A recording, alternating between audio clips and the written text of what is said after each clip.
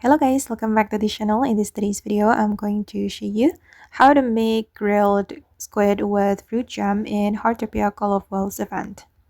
So guys, this is a new food from the Call of Whales event update in Heartopia. If you want to get the recipe, you need to complete a quest from Masimo. Then you will automatically unlock the recipe and also unlock tidal stove recipe. And then I'm just going to use the tidal stove right here because I haven't crafted the tidal stove yet. And this is the recipe. We need squid, and then the sea grape and wakame, and also fruit jam. And since I don't have the squid, I'm just going to use the universal ingredient. I haven't unlocked the squid yet, guys, so I'm going to use the universal ingredient. And for the fruit jam, you can choose fruit jam that you have in your backpack.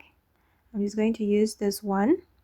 Okay, and then I'm going to click on start cooking. Don't worry if you haven't unlocked the squid yet because you can use the universal ingredient. And for the wakame and also the sea grapes, you can collect them around the map. They are free resources just like blueberries and strawberries. Raspberries. Okay, almost done, guys. Alright, I've just made the grilled squid with fruit jam.